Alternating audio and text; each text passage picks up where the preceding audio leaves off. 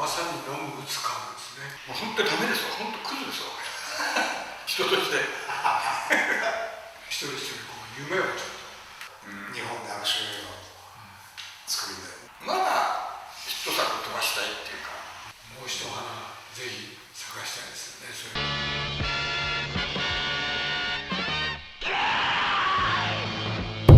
それ和製ドラゴンチャンネル。あとやっぱりこうどうですかね、男であるとやっぱり失敗するのは博打、酒、女性って言いますけど、その3つの中で一番こう全部3つとも全部もうクズですいやいや、酒はだってそんな失敗じゃないでしょ。体壊されたとか。いやだからそのドーベルマンが初めて当たって調子に乗って飲んで、すぐ半年入院です、肝臓で。もう早く。もう早くだから、年収がだからドーベルマンでいきなり10倍になったんですよ。で調子に乗るんですよ。もう酒ばっかりなんですよ。でそれでもうすぐあっという間に1年後には入院してましたね、肝臓で。そんなもんです。でも先生結構競馬とか。競馬もだからそう博打馬主でいらっしゃる。だからそれでパッパカパーでとりあえず馬券で回すしたら全部取り返したろうと思うんだけど、無理ですね。そんなにすごいでした。今でも馬主でしょ。今も競馬やってますよ、もちろん。多分家1軒か2軒が放ってるでしょ、競馬で博打で。じゃあまさに飲む打つかもですね。女は嫁さんでしょ、で飲む方それでしょ、でその競馬も含めて、そっちはもう本当にダメですわ、本当クズですわ人としてケンさんは僕は女だけです僕は親父がもうちっちゃい時に亡くなってるんですけど、やっぱり博打打ちだったんで、それ見てたら一切手出さないです。それはよかったね。僕はトランプとかもやですよね。なんかそういう自分の力じゃないところで何かが動いて勝ち負けに決まるっていう、なんか馬にしろ何にしろね、かけるっていうのはないですね。だって博打やるやつってどっかに楽をして目標とかしてるからダメなんだよ正直、本当に博打はないですね、ゼロですね。俺はね、その最初の香港映画のギャラでマカベって、一瞬ですよ、ボンとしたの。これは怖いな、これやってたらダメだなと思ってやめましたけど。だからそこでね、パッとやめられるから、普通はもう取り返しちゃおうっつって、まずもうね、なっちゃうから。それと一種の病気みたいなもんなんですよ。そのかけることが喜びになってきちゃうから、もう救いようがないですね。勝とうが負けようがかけてるのが楽しいんですよ。でたまには期待するとパーンとね上がっちゃうし。でこうどうでしょうね、今から夢っていうかね、僕らあんまり夢っていう部分ないですけど、一人一人こう夢をちょっとこういうことをこうやるっていう。僕はもう夢というかもうずっとこれは夢というかもう実現させるつもりで、ずっといつになるかわかんないんですけど、ちゃんとした映画を、日本でアクション映画を作りたい。いろいろやっぱここまで来ていろんな役者もそうだし、後輩先輩含めて知り合いができて、この人脈を使わないって何ですかって言うんで、そうかと。やっぱこれは夢というか、なんか世界に誇れるそういうアクション映画を作りたいと作るっていう。そこでこうね、老婆心というかどうかっていうと、ケンさんの場合ね、どうしてもこう頭が中国、香港とかっていうふうになるとかね、それはやっちゃいけないんじゃないか。だからもう今回のこの今の話に関しても完全に日本で、日本の俳優さん、日本の原作先輩なりに力を借りて日本例を作らないと本当だ。日本でそれをなんとか風ハリウッド風とか中国か香港風とかじゃなくて、日本の作品としてだから要はパーンっていう痛みって日本人ってあんまり分かんないけどジュッてやられるのが今分かるみたいな、それって世界共通だと思うんですよ。だからそういうのもなんか怖さというかすごさというか、人でもずっと言ってるんですよ。顔が武将なんだから、もう NHK の大河も絶対オーディション受けろ、もう絶対こう武将ぴったりじゃないですか、甲冑なんかしてたら、そっち行けって言ってるんですよ。昔の武将タイプね、顔もそうでしょ。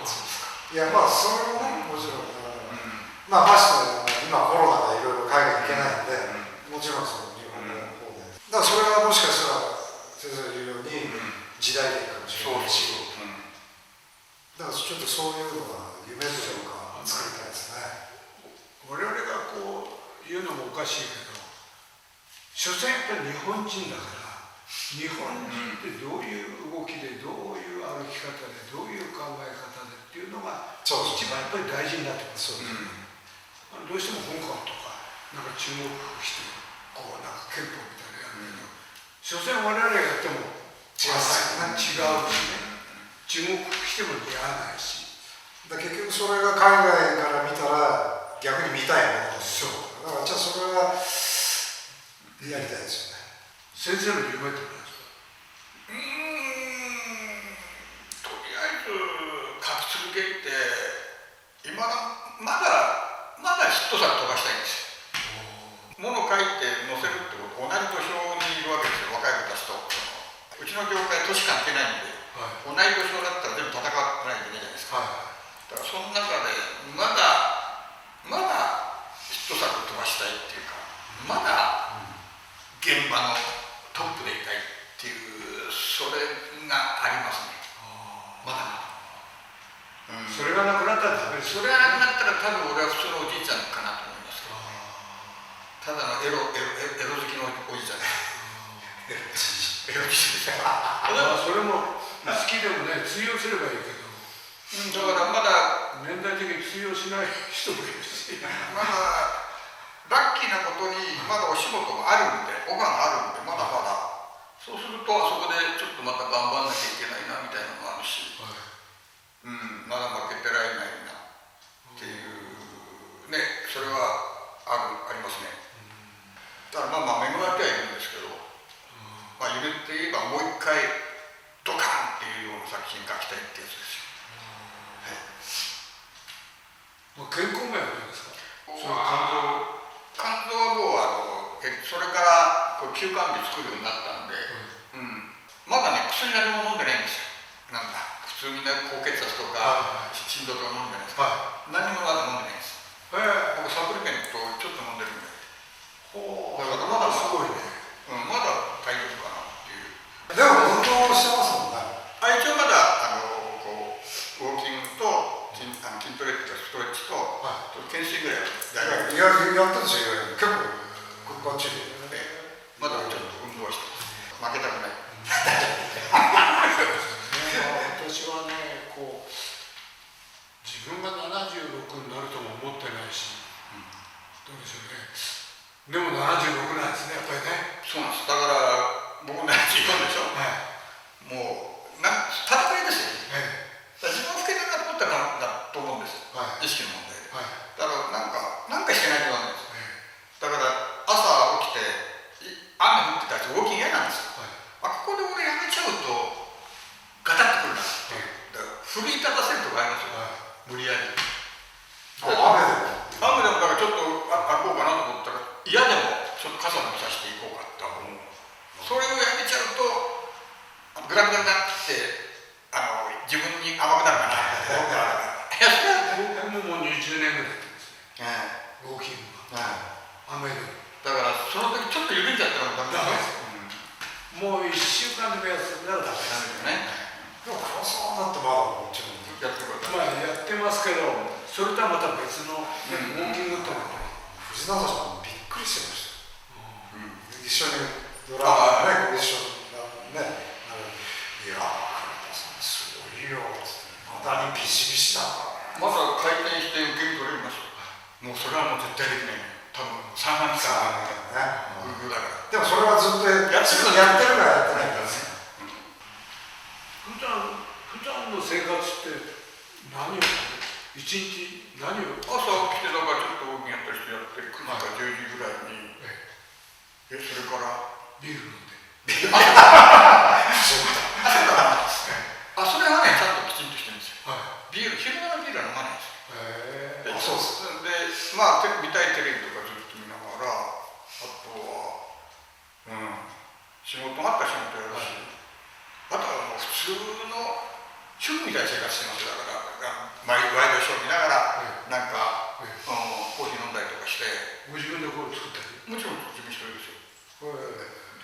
休館日って先生、いやだから一滴も飲まないしを週に2日ぐらい作るんですよ。2日、だから3日続けて飲んだことはないような気がする。すごいな。休館日作れないんです。どうしてもプシュッといっちゃうんですよ。若いから。いや若いって言ったって50過ぎてます。そうだから俺一回肝臓やってるから。そうか。いやなんか不調を感じたら作ろうかなと思うんだけど、休館日。栗原さん何やってんの？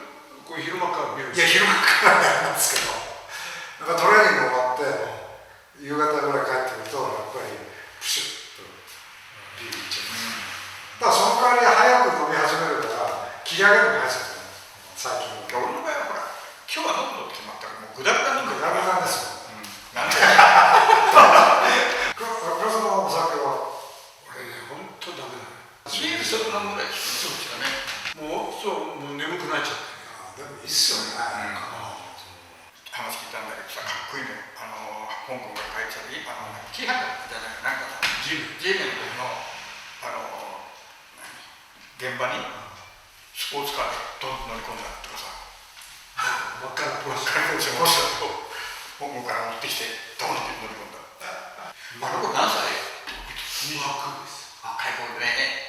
そうするとね、東映あたりでは、ほら昔東映で跳躍出たりして、そう先輩たちが「倉田君さ、昔なんか東映でやってたんだよね」とかって上から来る。今時そんな話する必要ないんだよ。それがどうしたのって言ったことがありますね。なんかありますよね。この若造がみたいな。そうね。上から来るんだよね。そうなんですよね。それは日本のね、社内というか、もうね、全体に何て言うんでしょう、上から来るんです。監督からもうスタッフから全部そうです。監督、カメラもあんなに偉いと思わなかったからね。カメラマンがね。言ってましたね。なんですかね。僕は日本のもの出てないからいいんですけど、ちょっともうちょっとこっち、こう向かってですね。僕は香港行った時、香港中国行った時に、その生意気じゃないんですけど、キャメラこっち来るんだよっていうふうに、ここに座ってたらキャメラをこう動かすのが我々なんだよって思うんだけど、日本はそうでしょ。それで、澤さん、いや、違うんだな、もうちょっと、だんだんこれプレッシャーかかる。そうするとセリフを忘れて、そうすると音声さんが、なんかセリフが明白じゃないからもう一回とかね。いい状態を作ってあげようってのはないですよね。余計な部分を取って初めて映画がこれどこに使うとかなんかなくてね。それが日本ではもう、いや、これつながりませんと。今からつながる必要ないんじゃないのって思うんだけど。それが映画のある種醍醐味だったりするとこありますからね。だってジャッキー・チャンなんか最初の頃そういうのめちゃくちゃです延々と撮ってね、それでラッシュ見て、ダメだ、これ使えない。それでまたもう一回撮って、あんなことやらせてくれるんだったらいいけど、ちょっとね、あれはないでしょうね、日本ではね。フィルムじゃないじゃない今ね、楽ですよね。だから少ないお金でもちゃんとしたものそうを使ですね。そうですね。それ2、3回使えるからね。問題はね、日本で配給なんですよ。そうですね。作っても劇場がないでしょ。だからその配給だけが、例えば配信とかなんかのものができれば、僕はもうそれでいいと。でもそうなんじゃないですか。漫画の方も結局紙にこだわったんですよ、出版社の。だから今はね、いわゆるウェブがあって、そっちでウェブのその漫画会社がいっぱいできたんですよ。でそっちでまず出して当たったら紙にするってちょっと逆転になってて、なおかつピンから切りあるんですよ、デビューの灰から、その中で下を切られて紙っていう媒体じゃなくてもウェブっていうところで配信できるんですよ。そうだから結局今映画の方ネットフリックスかそのテレビの方の中で配信しちゃえばちゃんとした映画出るでしょ、だから逆にそこから劇場って言っても絶対出るんですよ。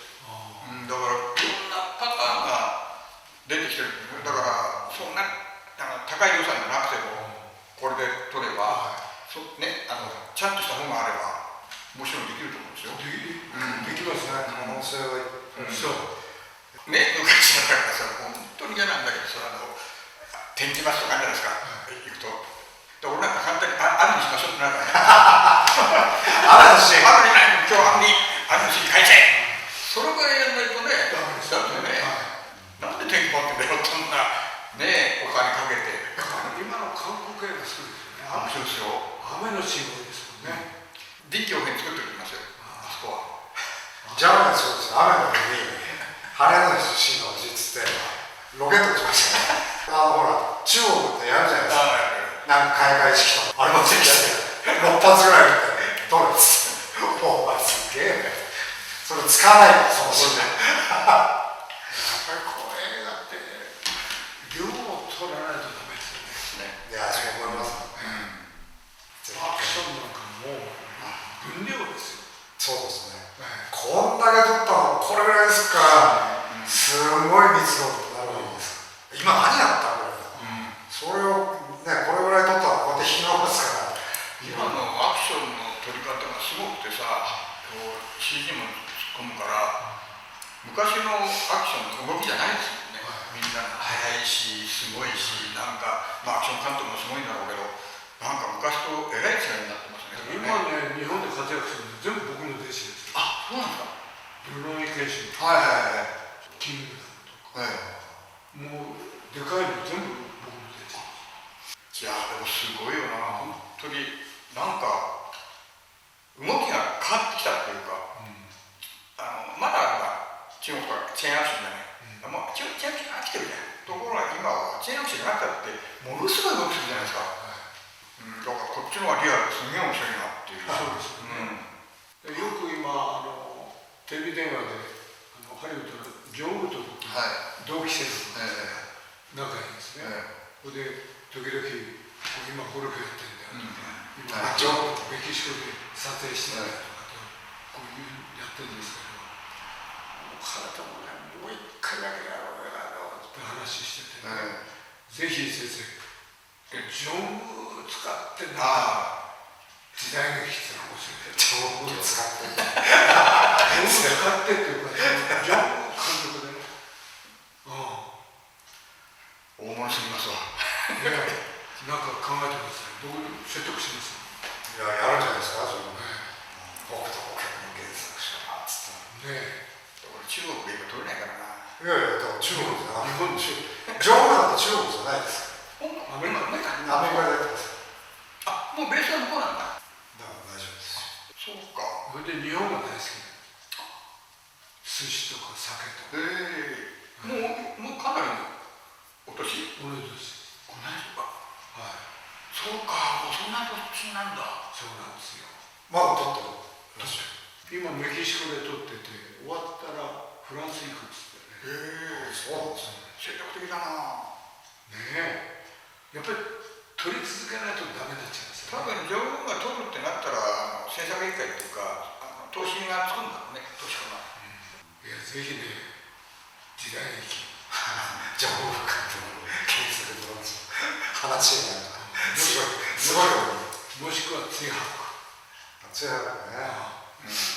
追白もやっぱり日本でやりたかったよね。あ、そうですか。時代劇ね。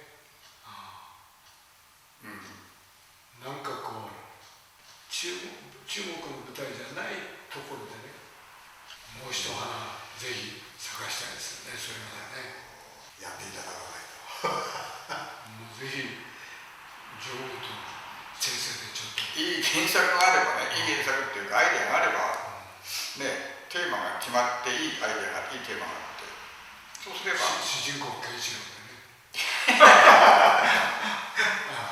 いやでも老いていく剣士って話でも面白いんですよ、ものすごい剣士が自分の老いと戦っていくっていう、そういう一つのストーリーを縦軸にしてなんか人間ドラマ入れていくっていう、そんな話ですね。その後の剣士みたいなね。そうです。だからどうやって老いてどうやってこうけじめつけていくか、でそうすると何のために死ぬのかとか誰のために生きるのかって、そういうテーマ決めてやると、ちょっと一つ面白い流れにはなるんですけど、何のために死ぬのってね、そうテーマですよね。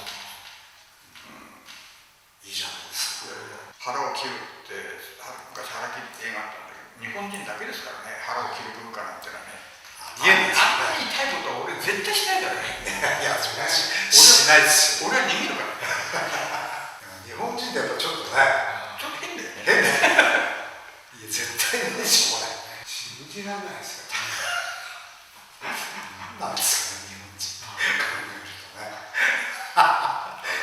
それがだから海外怖さが。だからそういうところの日本人のおかしさ、なんだろうってとこをね、出していくと、そうね、そうなんですよ。なんで腹を切るんだっていう。ありえないからね。自分でだよ。ありえないですよね。いくらなんだって。僕がやったストリートファイターのキャプテン澤田っていうのが、ゲームの中でやる技が腹切りですから。腹切りっつって血しぶきで相手がこっちの方がダメージ起きながらどうか僕がね、42歳の厄年の時に自費で「ファイナルファイト」って映画を作ったんですよ、それ成功したんですね。世界35カ国売れて、ストーリーがなんかストリートファイターがなんか似てるっていうんで、まあ映画制作42歳でこう作った時に、映画制作って簡単じゃない、そんな難しくないんだと思ったんですね。あれ見ましたよ。倉田プロモーションの何周年記念で作った映画は、どこで見たんだろう。レッドティーです。そう、どっかで見ました。残虐な。そう、ちょっとホラー系のやつ。東京国際映画祭のやつ。あれも少々分で作ったんですよ。そうですね、そんなにお金をかかってないな。ちょっとホラーがかかっただから本当ですよね。お金をかける、もちろんそれですごい取れるんで、アイデアとちょっと目新しさと、先生のその同僚がこれやっぱり引っかかったように、おっと思わせたら意外性が。キャラクター、人間ドラマがうまく入れば、もう老人の武士でも何でも書けるんですよ。ちゃんとキャラクターになって、テーマがちゃんとすれば。なんて言うんでしょう、年老いてね、膝が悪い、腰が悪い。それでも、その戦いの時だけは、そうなんですよ。悪くない。それはもうその人間ドラマだったらそんなにお金いらないんですよ。だってグリーンブックってアカデミー取ったあるじゃないですか、ロードムービー、なんか車とちょっとしたあれだけで撮れるわけ。あれ面白いですね。だからちゃんと人間関係ね。そう、テーマがちゃんとあれば、だからその老人の侍と子供でもいいや、そのどっかへ旅をするって話だけでもいいんですよ。それだけでもなんかこの2人のなんかいけば、こう一つのストーリーができちゃうんですよね。うまくいけば。偶然知り合った少年と老人でもいいし、何を書こうか、どういうものを書こうかって決めていけば、多分誰にもできるんですよ。今、趣味は何ですか？いや、何ですかね。体作る。ちょっと前までずっとバイク乗ってましたけど。もういくつになった？はい。今もう50過ぎた。僕ですか？得意すぎますよ。今57。そうですか。56、7。影屋さんで57なんだ。なりました。意外に行ってるんですよ。もう侍やんなさいよ。そうですね。いや、いい感じになってると思いますよね。昔のなんかイケイケ感もちょっと丸まって。ちょっとこう、影屋さんなんか、主役もいいけど、脇でちょっと光る侍なんかやっぱり面白い。いいですよ。だから本当に悪役、もういい役なんかいらないの。悪役が一番欲しいんだから。そう。そうです。じゃあ書いてください。言いっぱなしあれか、いい老人の見学をあっさりバッサリ切っちゃう。しかも踏むってやつ。それでその一部がまた動いてきて、また起き上がってくる。そう面白い。徹底的な悪を書いて面白いんですよ。もういやこんなに悪いやついないぐらいのやつことそうすると面白いです。最初から生まれついても悪みたいな、大丈夫いやそこぐらいでもそのぐらいこう触れないと面白さって新しさって出ないんですよきっと。もう既成路線でやってったって何も面白くないのでどっちか振り切れないといつも生徒たちに教えてんだな。悪でもちょっと救いが欲しいねみたいなとこ入れちゃうと、そうちょっとまた甘くなるんですよ、はい、そうするとあんまり普通と同じだなってなっちゃうんで、どっかで振り切れないと。そうですよね。思いますけどね、普通そういう人間っていないよ、そうなんです。でもそこを突き詰めて振り切れるとそれが新しいキャラクターになってそれがリアルになったりするんですよね、逆にね、こんなやついるかもしれないっていう、やりますよそれが最終的にどんな死に方をするかによってストーリーって決まるわけで、現代劇だとなんとなくリアルっぽくて怖いから、それは時代物じゃ全然なんですよ、ね、刀っていうすごい怖さがあるから、そういうなんかいろんなキャラクターを考えると面白いです。そうですね、普通が一番面白くないんですからきっとね、最近ゴルフはどうですか、スコア。ゴルフはね90は切りたいんですけど切れなくなったな。なかなかなかなか切れないですね。そうですね。90、僕やらないからですよ。99って。90を切るってそこそこです。この年代ではね。さんはそういう。大体同じぐらいと。3回に1回ぐらいやっと89ぐらいになる。同じぐらいです。あとは100越しちゃった。100越しちゃうとかっこいいくるけど。そう。でもしょうがないですね。やっぱり練習しないとダメでしょ。いやもう練習とかではなくてその日のなんかコンディションというかその日につながる日がなんかたまにつながる日がでつながらなかったら全然ダメなんだけど、去年僕ホールインワン出してやりました。そうですよね。保険もいなかった。ダメですよやっぱり。キャディーなかった。そうか。今はコロナだから僕らキャディーつけないでこれやるじゃないですか。俺なんか逆だわな。俺がホールインワンやったって言っても絶対歌うからなみんな。嘘でしょ。それはそう。誰だって入りますよね。可能性としてはね。練習は俺は嫌い。週1ぐらいは。やっぱり練習中で。面倒くさいね。そう。俺の辞書に努力って言葉ない。ちなみに明日ゴルフです。7時スタートで。でも先生ね、競馬も馬も趣味だからいいけど。もう俺の趣味はもう競馬。香港の友人のサマン・キンポンも馬主なんですよ。彼も競馬好きでね。馬も乗ってて。今のやるんですよ。おはようってやってるんですそう、毎日。毎日やる。サマーモーニングコール。おはよう。そして向こうもおはよう。いや、元気な証拠ってね、その日。彼は何歳ぐらい？70。ジャッキー・チェンにもらったってなんか電動のあれかなんかを乗ってたりする。ジャッキー70何？ジャッキーは60なんだよ。いや元気ですよ。ジャッキーは元気だね。元気ですよ。何なんですかね。どこ痛いなんて聞いたことないもんね。撮影中になんかやったって足それはもうしょっちゅうですけど、ジャッキーのねパワーってのはこの間映画祭でまざまざと見せつけられたけどすごいね。ジャッキー・チェン映画祭ってそうか。ゲストっていうので倉さんは審査員ですからすごいっすよね。壇上でこうやって審査してだってなんか最初の頃行った時にジャッキー・チェンがお茶組やってたんですよね。お茶入れたっていうの僕らの時はブルース・リーの時代ですからね。その話させてもらってブルース・リーと肩組んでますからねって僕ジャッキーのうちが行ったことですあれは全部ゴールデンハーベスト。ゴールデンハーベストもうないですよ。ゴールデンハーベストの撮影所ないですよね。マンションになっちゃう。本当に低予算でめちゃめちゃ当たってるんだよね。いやこれね可能ですよ。ただアクションなんていうのがそうグループがあるから、それをちゃんと持ってないと、そこはもう大事なところですけどね。ですから配信ですよね。配信がこう、ね、独自にこうできるというんですかね。だから本当になんだろう、さっき言ったようにネットに流せる、YouTube もそうなんですけど、ものすごい広がり込みますよ。はい。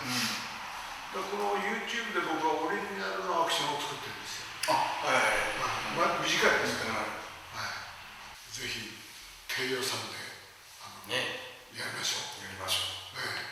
こういうところでもいいし、配信でやったら全然できると思います。今日は本当お忙しい中、ありがとうございました。ぜひね、やりましょう。この3人を交えて、なんかこうやってやる企画がありましたら、協力できればします。ぜひ。ありがとうございます。いや、相変わらず真面目で。